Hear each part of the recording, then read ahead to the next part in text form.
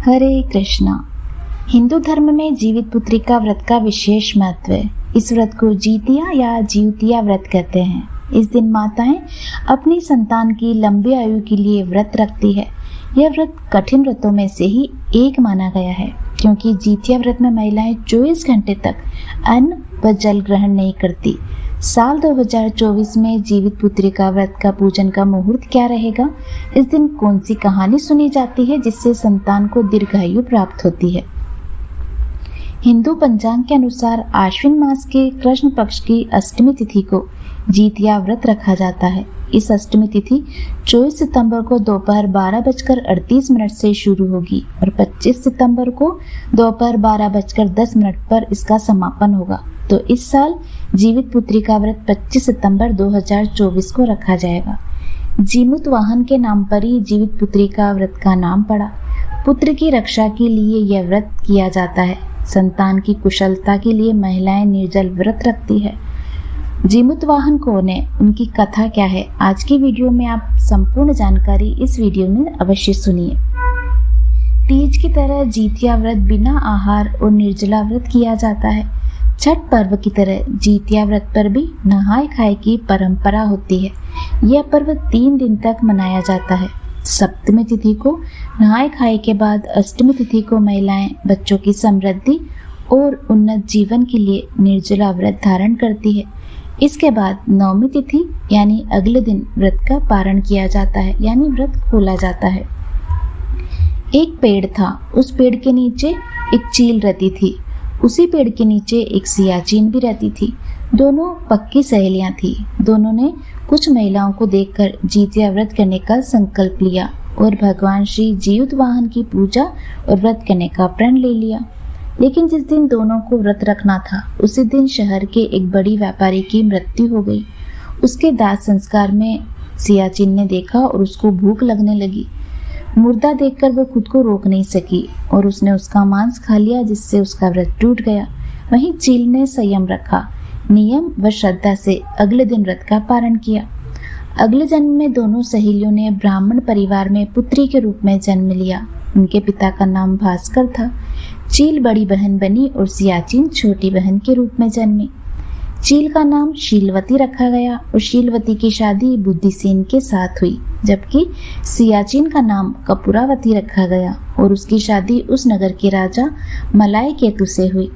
भगवान जीवित वाहन के आशीर्वाद से शीलवती के 7 पुत्र हुए, पर कपूरावती के सभी बच्चे जन्म लेते और मर जाते। कुछ समय बाद शीलवती के 7 पुत्र बड़े हो गए। सभी राजा के दरबार में काम करने लगे। कपूरावती के मन में उन्हें देखकर ईर्ष्या की भावना आ गई। उसने राजा से कहकर सभी बेटों के उनके सिर कटवा दिए।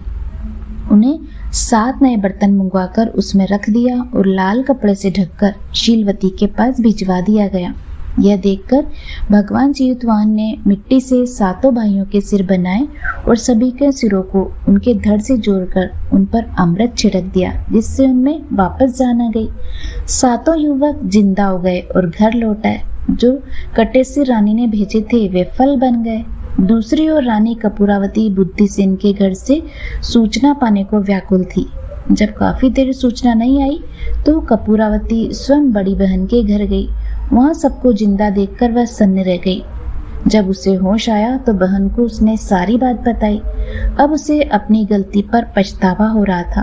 भगवान जीवितवाहन की कृपा से शीलवती को पूर्व जन्म की बात याद आ गई। कपूरावती को लेकर वह उसी पेड़ के पास गई और उससे सारी बातें बताई। कपूरावती बेहोश हो गई और मर गई। जब राजा को इसकी खबर मिली तो उन्होंने इस जगह पर जाकर पेड़ के नीचे कपूरावती का दाह संस्कार करवा दिया। कहा जाता है कि एक बार जंगल में चील और लोमड़ी घूम रहे थे। तभी उन्होंने मनुष्य जाति को इस व्रत को करते हुए देखा था और तभी यह व्रत धारण किया था। गंधर्वों के राजकुमार का नाम जीमूत वाहन था। उन्हीं के नाम पर जीवित पुत्रिका व्रत की एक कहानी बनी। वे बड़े उदार और परोपकारी थे। जीमूत वाहन के पिता ने वृद्धावस्था में वानप्रस्थ आश्रम में जाते समय इनको सिंहासन पर बिठाया, किंतु इनका मन राजपाट में नहीं लगा। वह राज्य का भार अपने भाइयों पर छोड़कर स्वयं वन में पिता की सेवा करने चले गए। वर में जीमूतवाहन को मलयवती नामक राजकन्या से भेंट हुई और दोनों में प्रेम हो गया। एक दिन जब वे वन भ्रमण करते हुए जीमूतवाहन काफी आगे चले गए, तब उन्हें एक वृद्धा विलाप करती हुई दिखी।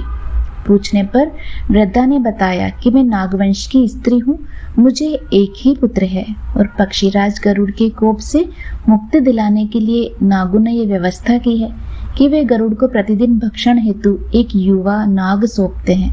आज मेरे पुत्र शंखचूड़ की बलि का दिन है। आज मेरे पुत्र के जीवन पर संकट है और थोड़ी देर बाद मैं पुत्र विहीन हो जाऊंगी। एक स्त्री के लिए इससे बड़ा दुख क्या होगा कि उसके जीते जी उसका पुत्र ही न रहे। जीमूतवाहन को यह सुनकर बड़ा दुख हुआ। उन्होंने उस वृद्धा को आश्वस्त करते हुए कहा कि डरो मत, मैं तुम्हारे पुत्र के प्राणों की रक्षा करूंगा। आज उसके स्थान पर मैं स्वयं आपके लाल कपड़े में ढककर विंध्यशिला पर लेटूंगा ताकि गरुड़ मुझे खा जाए, पर तुम्हारा पुत्र बच जाएगा। इतना कहकर जीमूतवाहन ने शंखचूड़ के हाथ से लाल कपड़ा लिया और उसे लपेटकर गरुड़ को बलि देने के लिए चुनी हुई विंध्यशिला पर लेट गया। नियत समय पर गरुड़ बड़े वेग से आया और लाल कपड़े में ढके जीमूतवाहन को पंजे में दबाकर पहाड़ के शिखर पर जाकर बैठ गया। गरुड़ ने अपनी कठोर चोंच का प्रहार किया।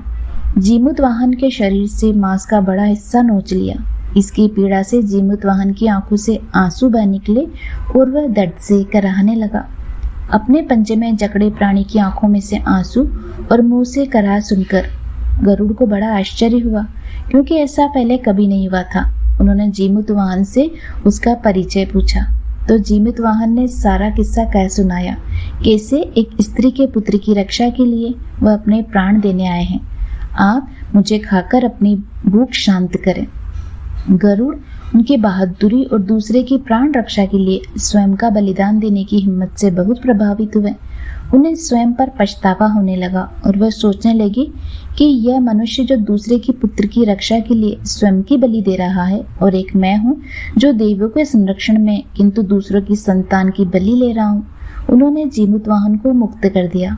गरुड़ ने कहा, हे उत्तम मनुष्य, मैं तुम्हारी भावना और त्याग से बहुत प्रसन्न हूँ। मैंने तुम्हारे शरीर पर जो घाव किए उसे ठीक कर देता हूँ। तुम अपनी प्रसन्नता के लिए मुझसे कोई वरदान मांग लो। राजा जीमूतवाहन ने कहा, हे पक्षीराज, आप तो सर्व समर्थ हैं। यदि आप प्रसन्न हैं और वरदान देना चाहते हैं तो आप सर्पों को अपना आहार बनाना छोड़ दें। आपने अब तक जितने भी प्राण लिए हैं उन्हें जीवन प्रदान करें। गरुड़ ने सबको जीवन दान दे दिया, नागों की बलि न लेने का वरदान भी लिया। इस प्रकार जीमूतवाहन के साहस से नाग जाति की रक्षा हुई और गरुड़ ने कहा कि तुम्हारी जैसी इच्छा वैसा ही होगा। हे राजा, जो स्त्री तुम्हारे इस बलिदान की कथा सुनेगी और विधि पूर्वक व्रत का पालन करेगी, उसकी संतान मृत्यु के मुख से निकल जाएगी। तभी से पुत्र की रक्षा हेतु जीमूतवाहन की पूजा की प्रथा शुरू हुई। ये कथा कैलाश पर्वत पर भगवान शंकर ने माता पार्वती को सुनाई थी। जीवित पुत्रिका के दिन भगवान श्री गणेश, माता पार्वती और शिव जी की पूजा एवं ध्यान के बाद ये कहानी अवश्य सुनी जाती है। अब एक और अन्य कहानी महाभारत की कथा के अनुसार है। महाभारत युद्ध के बाद अपने पिता की मृत्यु के बाद अश्वत्थामा बहुत ही नाराज थे।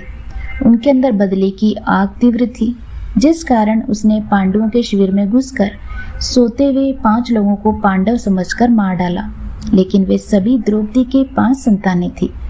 उसके इस अपराध के कारण उसे अर्जुन ने बंदी बना लिया और उसकी दिव्य मणि छीन ली, जिसके फलस्वरूप अश्वत्थामा ने उत्तरा की अजन्मी संतान को गर्भ में मारने के लिए ब्रह्मास्त्र का उपयोग किया, जिसे निष्फल करना नामुमकिन था।